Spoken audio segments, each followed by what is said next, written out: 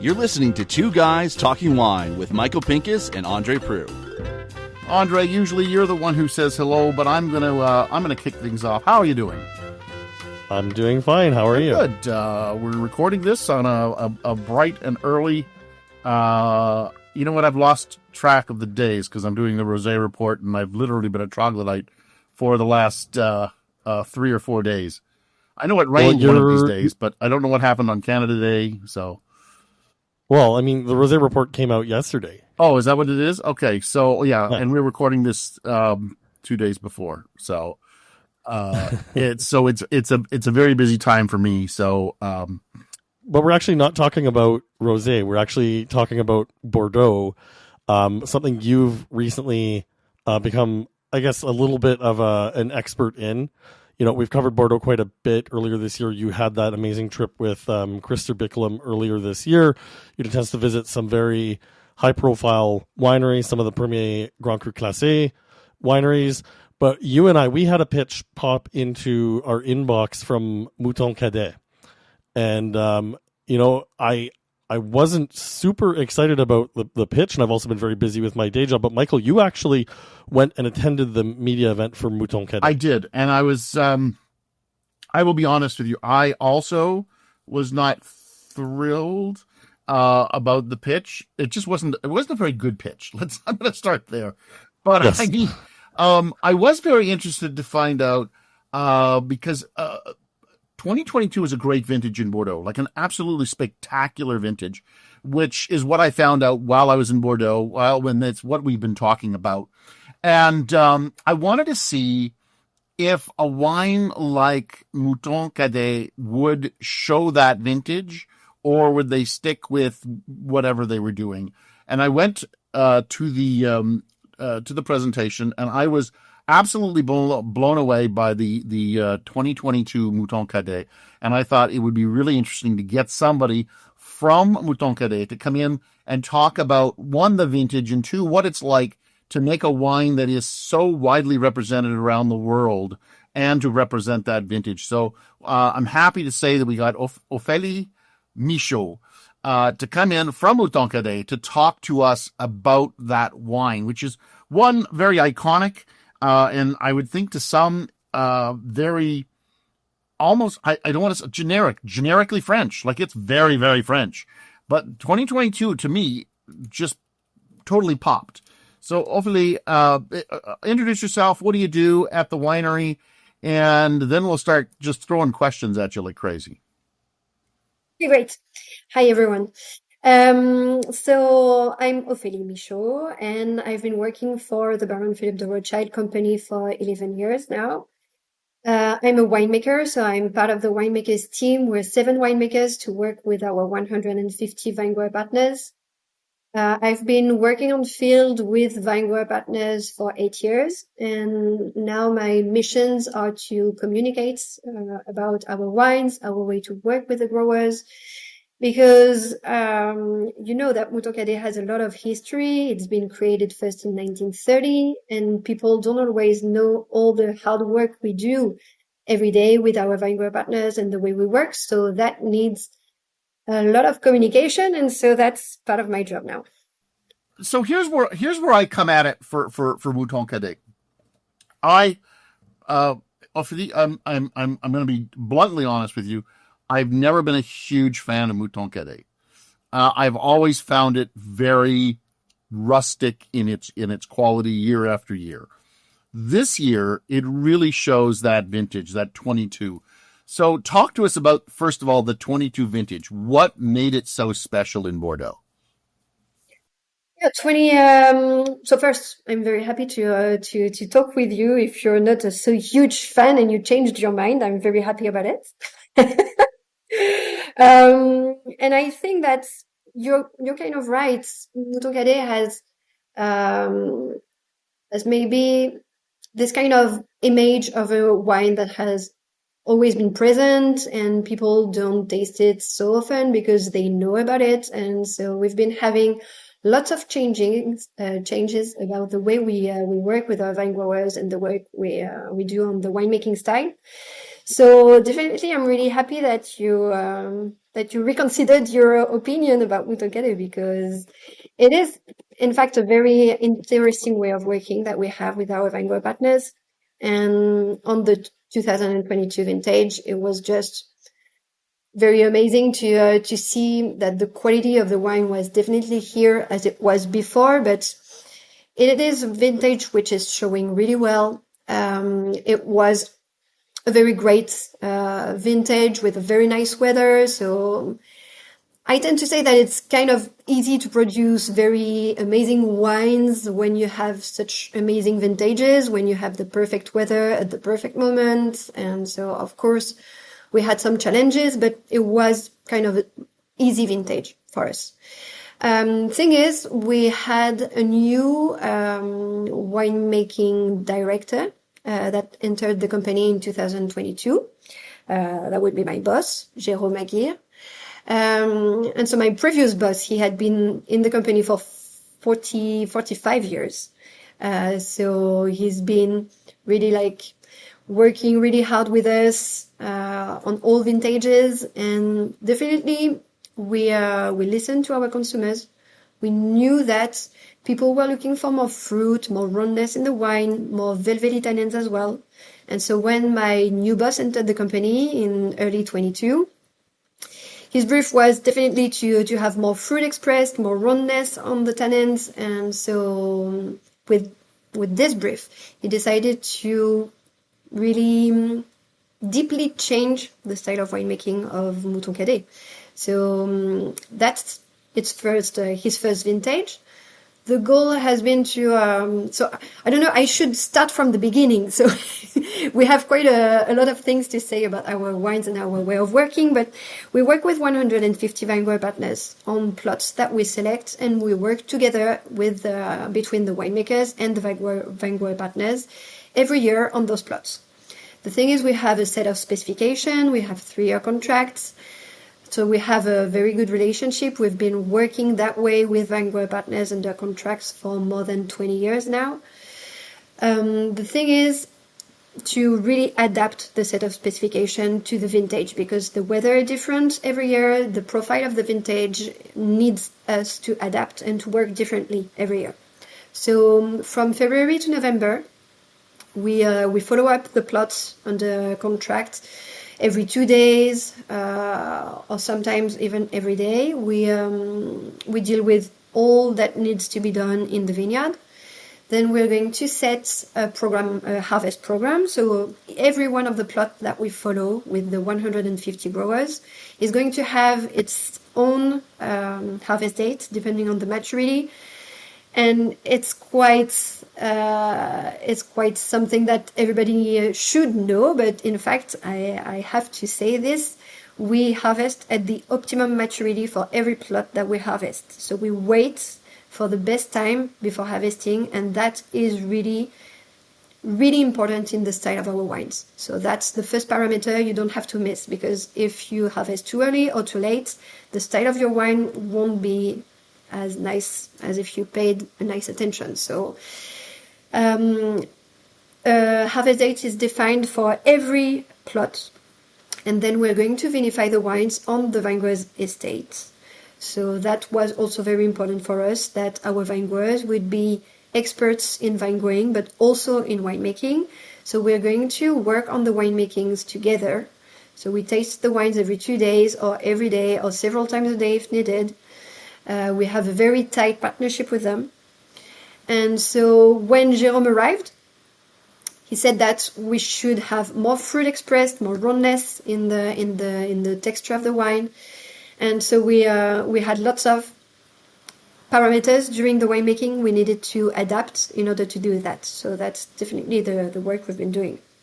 So what has the change been when you're dealing with grape growers? Like I know that when you're dealing with that many grape growers, like it can certainly be a challenge, and you would have a variation, like even just in geography, about how the fruit's going to mature in certain vineyards.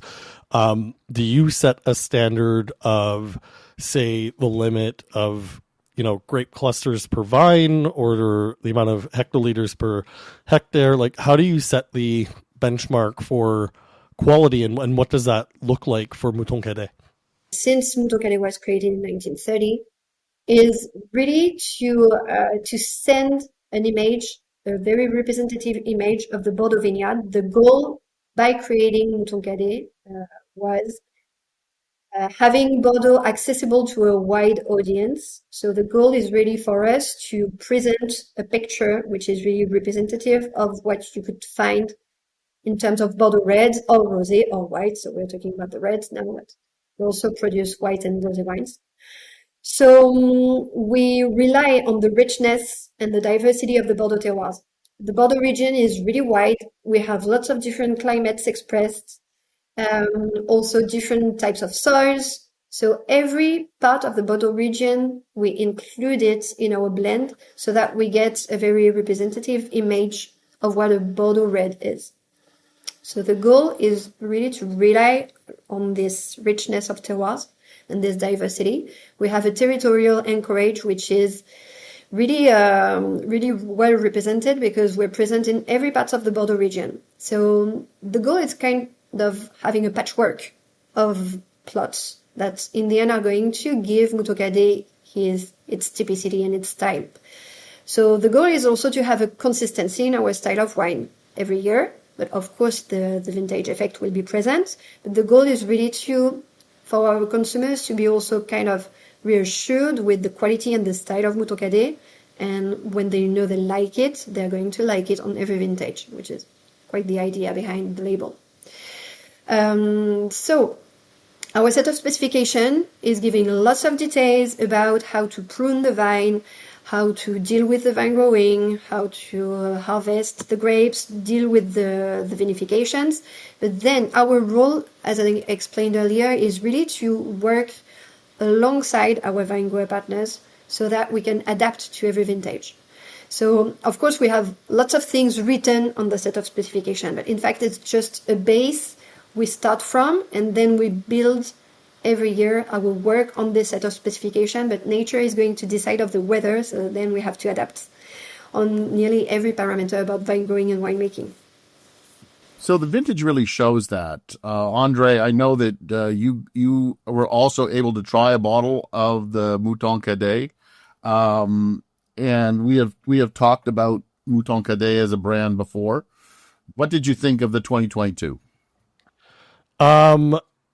I thought it was a fruit bomb, and I say that in the nicest way possible. I think it's one of the issues I've had with entry-level Bordeaux. And by the way, Ophélie, for me, entry-level Bordeaux is what made me fall in love with wine in the first place. I had a chance to visit France in 2005 with a friend who was an exchange student, and he hosted us at his family's place in Versailles. And I just remember his dad bringing home a bottle of wine, and I was too young to understand what to look for in terms of the label, Bordeaux Superior, whatever it was. But I remember vividly what that wine tasted like in terms of a lot of fruit, but a lot of tannin, a lot of smokiness. To see the evolution of what's happened with Mouton Cadet here, like it is really interesting because like my wife is a big fan of warm climate Cabernet Sauvignon. So, it's not unusual for us to drink a bottle of Montez Alpha, or Michael and I, we've done quite a bit of work with Australia to taste the Wakefield Cabernet Sauvignon. And it was a pleasant surprise to open up this bottle of 2022 Mouton Cadet and find something that was very, very distinctly Bordeaux. It had a lot of violet. It had a little bit of the smokiness, but it was completely buried underneath because Michael let me know ahead of time that the wine had not seen any oak. So it did have some of the characteristics that I would have expected from an oak barrel to still be there, even though it hadn't touched a wood barrel.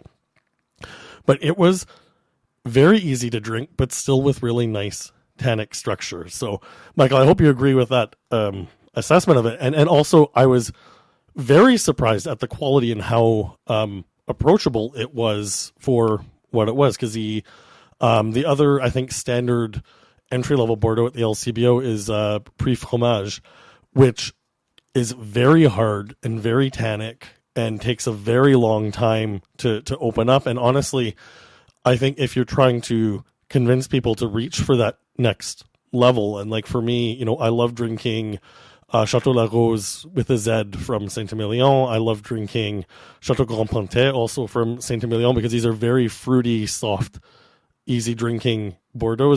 Prix Fromage is not going to convince you to reach for those more expensive bottles, but Mouton Cadet is going to. It's going to take you to that next level. So, Michael, there's my tasting note. I hope that does the wine justice. I think it does. I was thrilled by tasting it, because I was expecting that Puy Fromage, and that's a great example, Andre. I was expecting that Puy Fromage kind of, because this is a wine that's under $20. It's $17.75 here in Ontario, and at that price point, like as Andre had mentioned, I had just come from Bordeaux in January. I spent the whole month just tasting in first growth, second growth.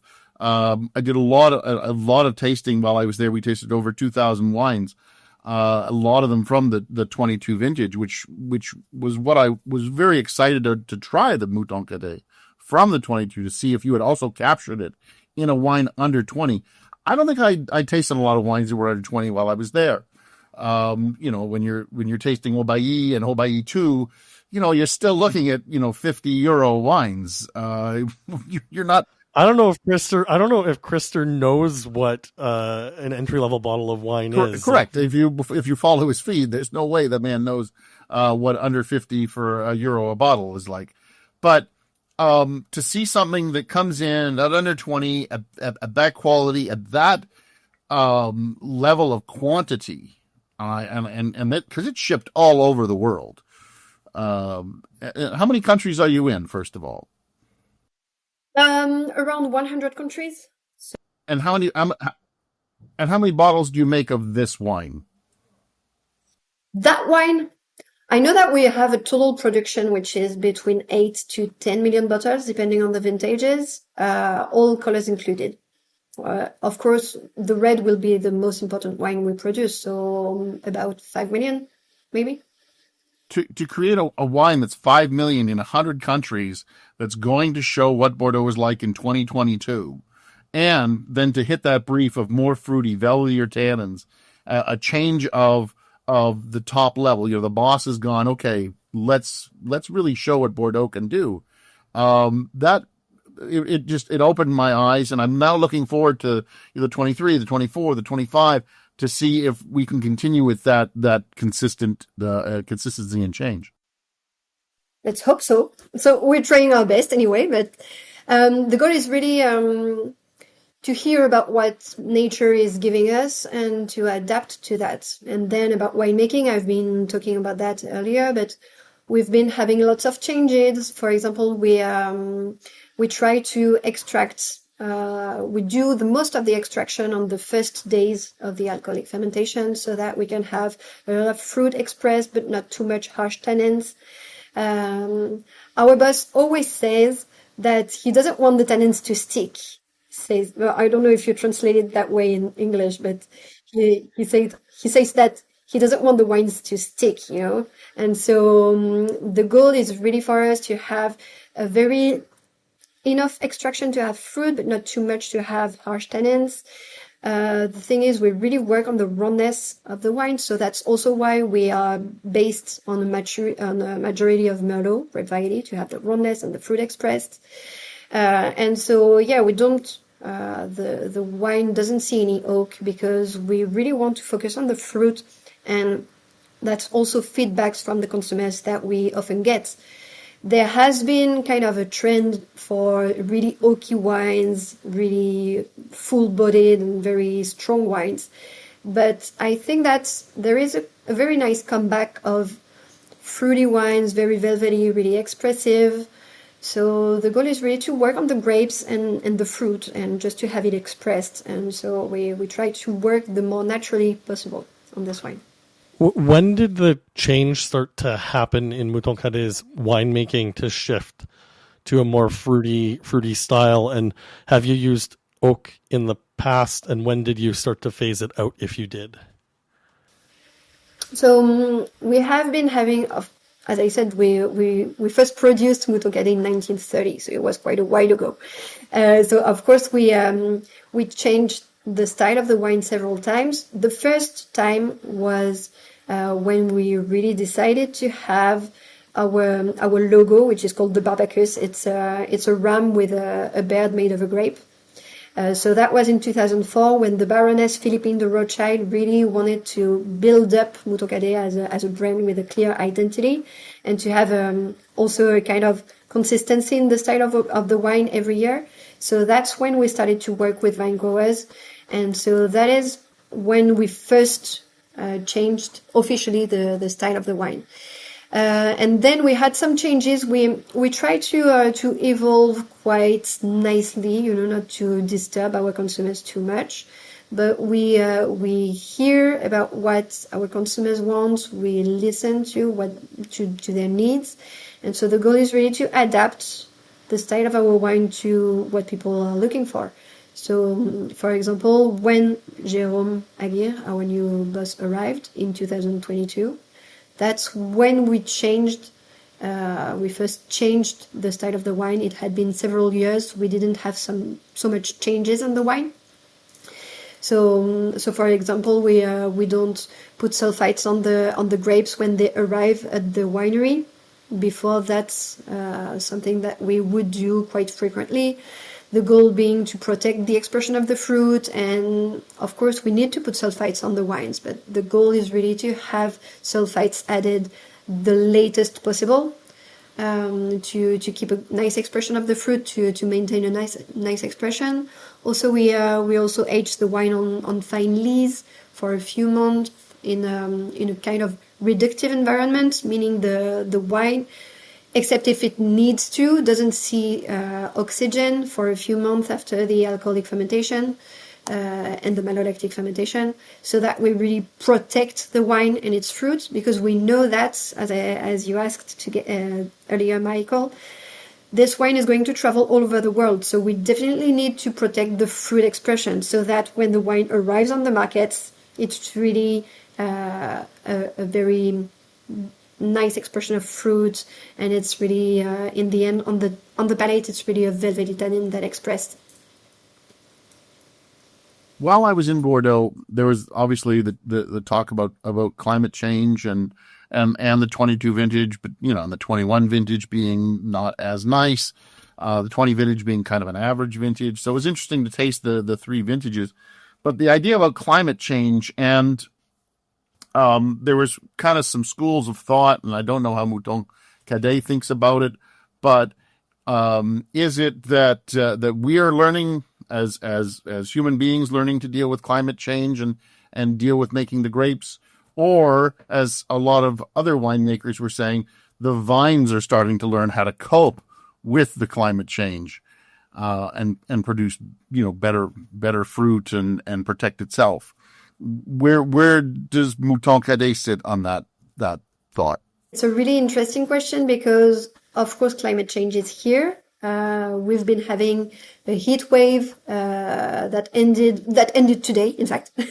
A huge heat wave in France, more than 40 Celsius degrees, which is really unusual at this period of the year. So definitely we can see the climate changing. Our vine growers used to say to us that the generations before, they had this huge calendar representing the year, and they said, okay, from that moment to that moment I'll be pruning, and then I'll be trimming, and then I'll be dealing with working my soils and so on. And now the actual generation, they say, okay, I open my blinds in the morning, and that's how I see what I'm going to do, in fact, because climate is changing very quickly, and so the weather is really different from a day to another, and also from vintages to others. The weather profile we have this year is definitely different from last year and the year before that. So I think that it's been 10 years or so that vintages have been really different from one to another, and the change is really quick. It goes really fast, and I'm not sure that vines have already the entire capacity to adapt. Because it happens very quickly and it's very fast. So we need to adapt in our work. For example, before, when I entered the company in 2014, we would be taking out leaves around the grapes every year in June, July, to have a nice concentration of tannins and fruit in the berries. And so we exposed the grapes to the sun every summer period. Right now, at the contrary, we leave the leafage around the grapes because we want to protect the grapes from too much sun exposure. Because sometimes there is some traces of burned berries on the face that is exposed to the sun. And nowadays, because of climate change and also because of very hot temperatures we get during the summer, anyway, the vines are going to suffer from the lack of water, and the leaves around the grapes, they are going to turn yellow and to fall down by themselves before the harvest. So in fact, nature has been changing, and so we don't need to take out leaves because they are going to fall by themselves. And so that way we can protect the grapes. So it's really a work that we do differently.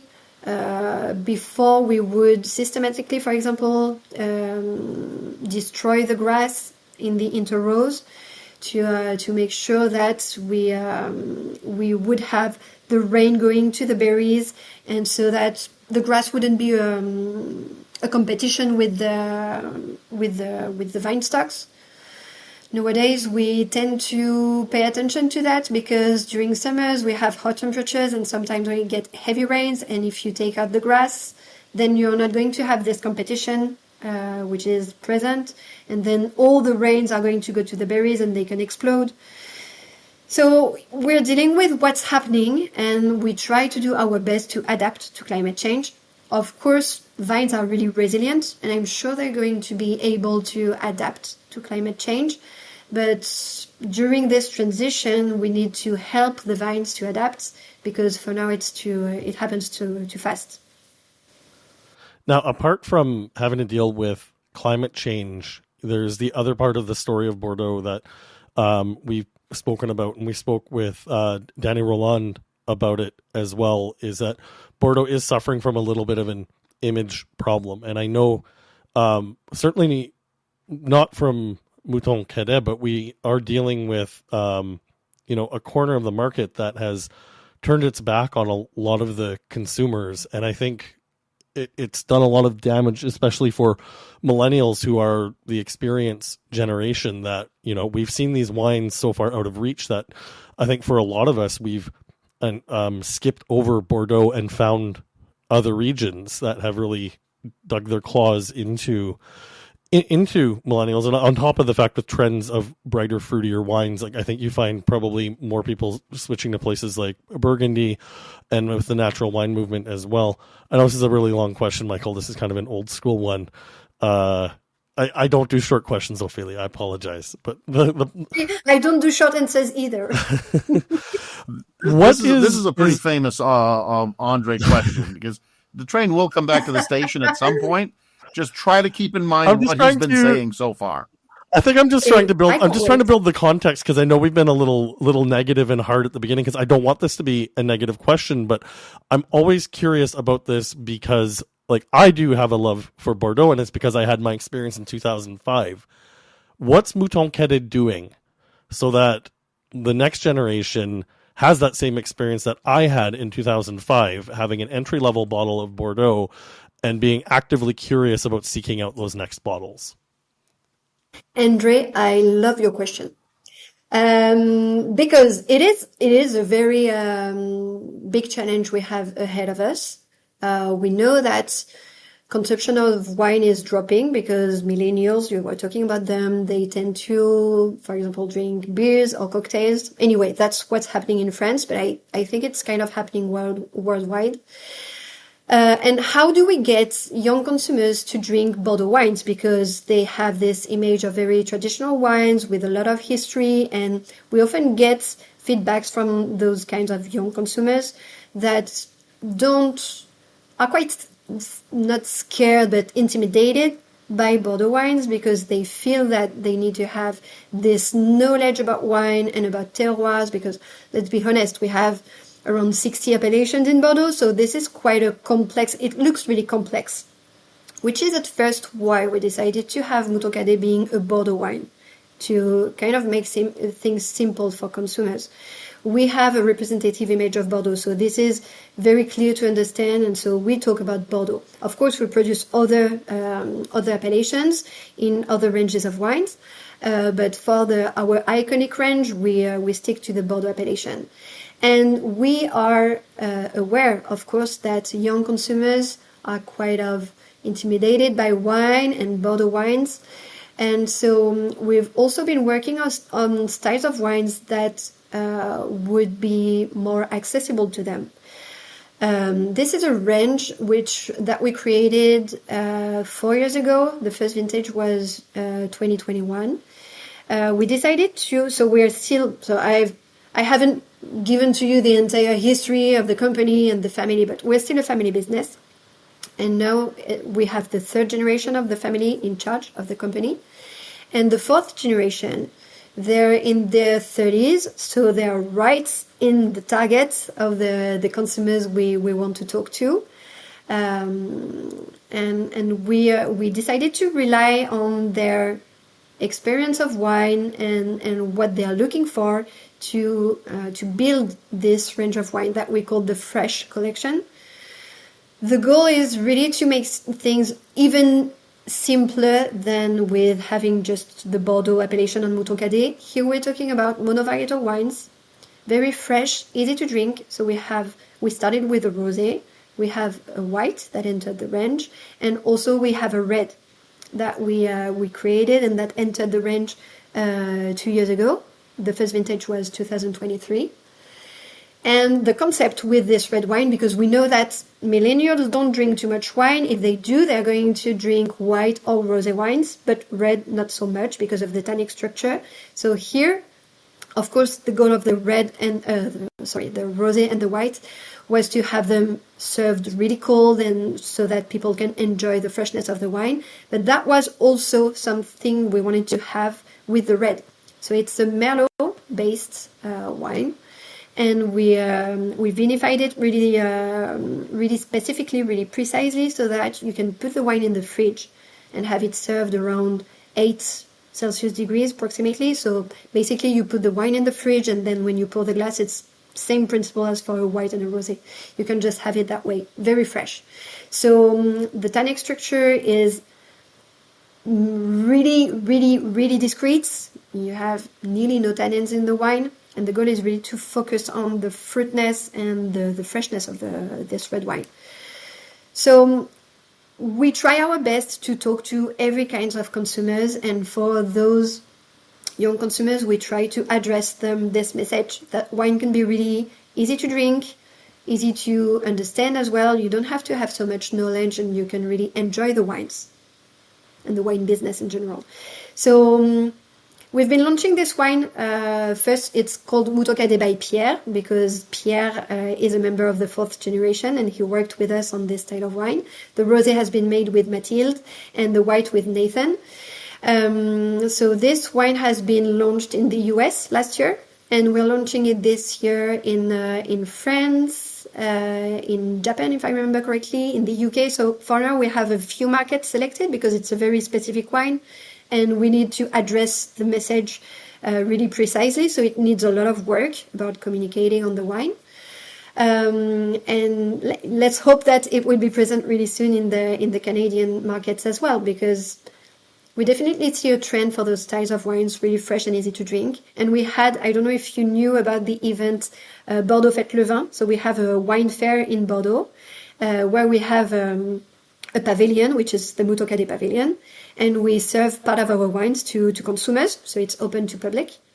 And because it was so hot, we pushed a lot of people to taste the Mouton Cadet by Pierre, because it's a chilled red, and people loved it. To be honest, I didn't expect to have so much nice feedbacks, because it's quite unusual to have chilled reds in France, because it's kind of a conservative market, of course, because of history and so on.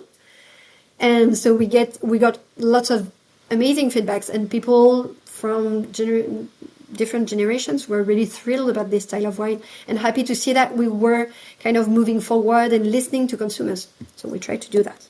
So I do have a question about this Mouton Cadet by Pierre. Has it gone as forward as to be under screw cap as well?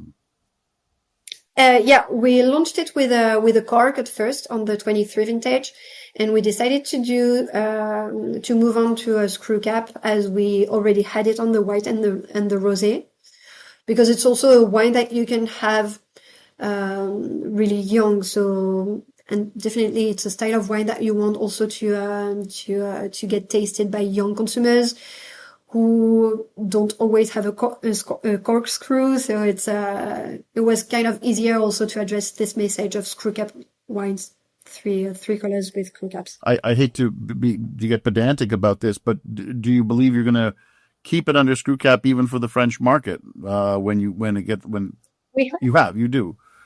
We do. We are launching it with the screw cap. Got it. Because I know I just got back from Italy and I was tasting some very fresh, wonderful, Falanginas and Fianos and everything like that. And just the laws of Italy say you can't put them under screw cap, even though the producers want to. And so I was wondering if France is, and they also say that the market doesn't like it. They see it as a cheap wine. Do the French still see the screw cap as cheap, or is a change coming? Change is coming, and also it's going to move on thanks to young generations, because of course for historical consumers of wine, cork is still really traditional, and if you don't have it on a red wine, the quality perceived is lower than it is. This is really a marketing subject, in fact, because us in the winemaking team and people in the production business, we know that between a natural cork, a synthetic cork, and screw cap, you can have different types of aging, and you can have even wines with an aging potential that can be bottled with screw cap as well. And you're totally right, Michael. People, when they look at a screw cap, depending on their generations, they can have an image of a wine which is less qualitative. I think that for younger consumers, the question is really different. I don't think that they see screw caps a bad way. I even think that they feel that it's easier to open that way because they don't need to have a corkscrew to open the bottles. So let's see how it goes for reds. But I feel really confident about it. And also, it's a wine which is sold on the on-trade only. So I didn't mention that, but this range is dedicated to the on-trade. So the thing is, it is not distributing on the off-trade in France. I think that the subject will be addressed differently also.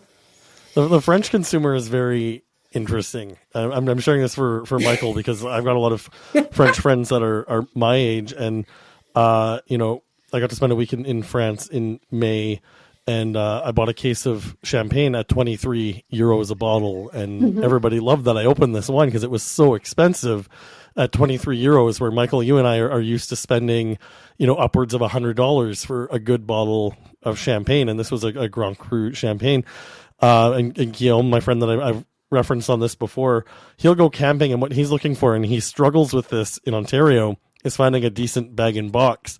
Because what he'll do is he'll take the bag out of the box and tie it to the back of his canoe. And as he's canoeing through, when he gets to his campsite, the bag is already chilled from the water in the lake. But he is still taking the time to find a good bag-in-box. And in France, you can find good bag-in-box. So, it doesn't surprise me to hear the shift to screw caps in the market being more accepting. I would guess that a French consumer is more progressive than an Italian consumer, and that's not a dig at the Italians. I think it's just a difference in the cultures. Ophélie, your thoughts? It depends on the profile of the consumers. I think that people in their 50s, 60s. So I've been having this feedback when I presented the Rouge Pierre, and those generations said, "Oh, a red with a screw cap." And younger generation in their 30s, 40s, they didn't even pay attention. So we were talking about it earlier. I think that historical wine drinkers in France are quite traditional as well as in Italy, as in Spain, for instance. So historical producing wine countries, they have this very traditional image about wine, and change takes maybe more time than younger markets, historically speaking. But I think the change happens quite nicely, but happens anyway. In fact, we're not talking about this anymore, but before there was kind of a debate about synthetic corks, and people would buy wines bottled with synthetic corks, and they said, "Oh my God, this is plastic. What is it? It's not a traditional oak cork, and so it's bad quality wine." And 15 years later, we don't hear about this anymore. People open the bottle and that's it. So I think the same change is going to happen on wine as well, on screw cap as well. So let's see if I'm right or wrong. Anyway, we'll see. But I think that change in those very historical markets are take more time to arrive, because people are quite scared about the quality of the closure system. Closure system makes everything on the wine, so it's really makes sense that people who've been opening bottles with corks for 30 years are quite afraid to buy screw cap wine. But in fact, I think that if they try the wine and if they're happy with the quality, they're going to change their opinion about this. And same thing about bag-in-box. In bag-in-box, as you said, André, we can find really qualitative wines in bag-in-box, but we're not there yet. For now, we're tasting. No Mouton Cadet in bag-in-box yet. No, not right now. Of course, we're thinking about it because we're always paying attention to every trends and requests regarding consumers. But for now, we're moving forward with this fresh collection, the new styles of wines we can propose. Screw caps as well, and maybe one day we'll consider the bag-in-box, but I don't think that's something we're going to create so soon. Allow me to speak up for the Italians for a moment. I don't think it's the producers that are against screw cap as much as it is, as you said, the older consumers. I visited a ton of even old school producers this time around. They would go, if we could put our whites under screw cap, we would do it in a heartbeat. It's just the laws that govern your AOCs and the DOCs will not allow you to do it because they see it as a low quality wine. I really believe that the consumers, they're going to buy their favorite wine anyway, and everybody's willing to at least try it once. If they see the quality that is under a screw cap is the same that it was under cork, but now, when you're walking out of the store, if you're walking home, you can open the bottle. Why wouldn't you? So anyway, or throw a straw in it. But every subject, people are going to adapt, and also, have an opinion about it and try wines with screw caps, for instance, and see that the quality of the wine is good, and so they'll be quite reassured, and so it's not going to be a question anymore in a few years. I don't think so.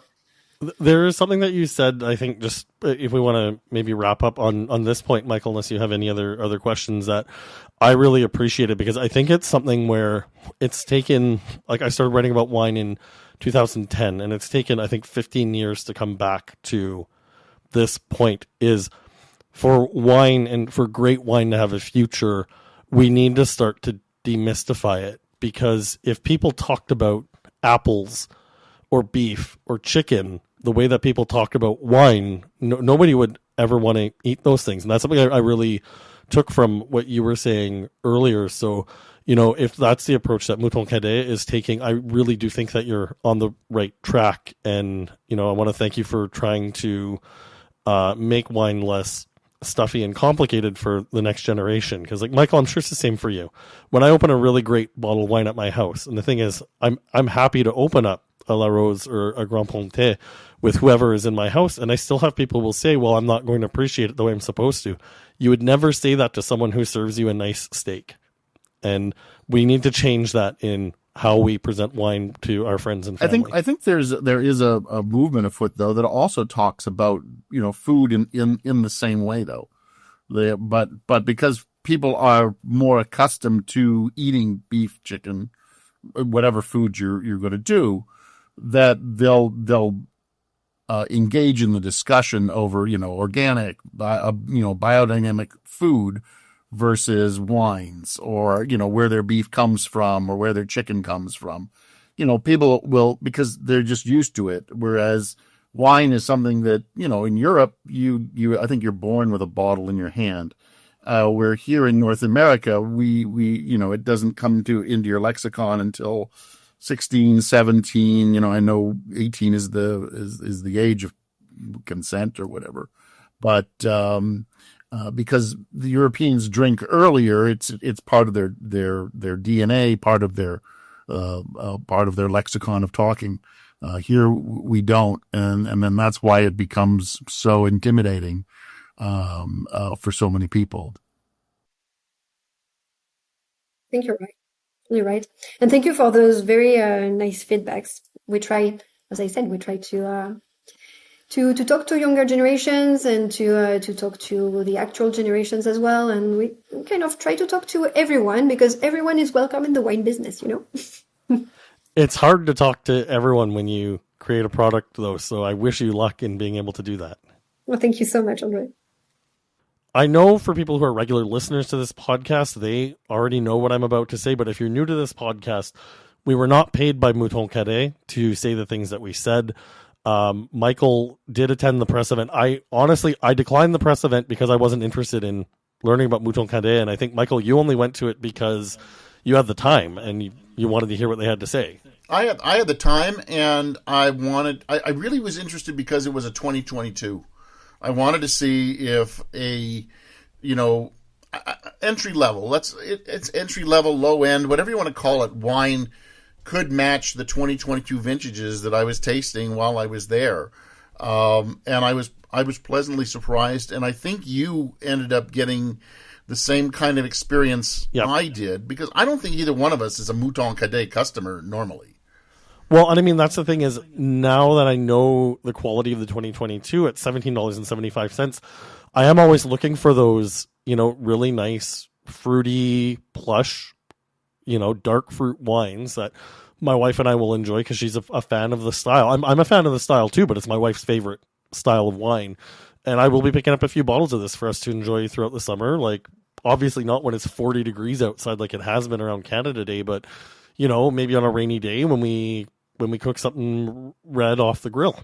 I went out and bought a couple more bottles myself. I thought, you know, this is a great little bottle of wine. As I said, $17.75, like for a Bordeaux. And I loved that you brought in Pouilly Fromage, which I have always found to be a very rustic, and it didn't matter which vintage I ever got. It was just a rustic, harsh. And I'm always thinking, does this need time? And no, it didn't need time, because I had held onto a bottle for years at one point, and it didn't need time. It just, I don't want to crap all over the wine, but it's made. No, it's a very old school style of Bordeaux, like tannic, firm. You know, it's like I've tasted wines in that style, and I know you have as well. So, like, to see Mouton Cadet switching their style to reflect the market and reflect where we are now as consumers, I think is exciting. And, you know, I do think that Bordeaux has been slow to respond to global trends. You know, like we've talked about in past episodes of this, they took for granted the Chinese market and ignored what was happening around the world for them. And now they're in the process of finally adapting. You know, I don't think it's going to be too little too late for a large brand like Mouton Cadet, but, you know, I'll bet you for a lot of wineries in Bordeaux, it is going to be too little too late. But, you know, at least that entry level is finally there. Like, I would happily drink plenty more Mouton Cadet if the quality stays like this. Even I'll be curious about how they reflect next vintage. So, well, that's my biggest one. And she said like how her boss said more fruity, more velvety tannins. Like if they keep up that, then yeah, you're gonna get you're gonna grab for lack of a better thing, grab your wife as a customer more often. And her ilk, then you're going to grab the Puy Fromage group. So that being said, support the Two Guys Talking Wine. Patreon.com/2guystalkingwine. I'm Andre Prue from AndreWineReview.ca at AndreWineReview on social medias. And I'm Michael Pinkus of MichaelPinkusWineReview.com. You'll find me mostly as the grape guy. Check out my rosé report. It's out now. Yes. It's so much work. All right, take us away. Oh, yeah, and, we're recording this at 10:30 in the morning, but good night.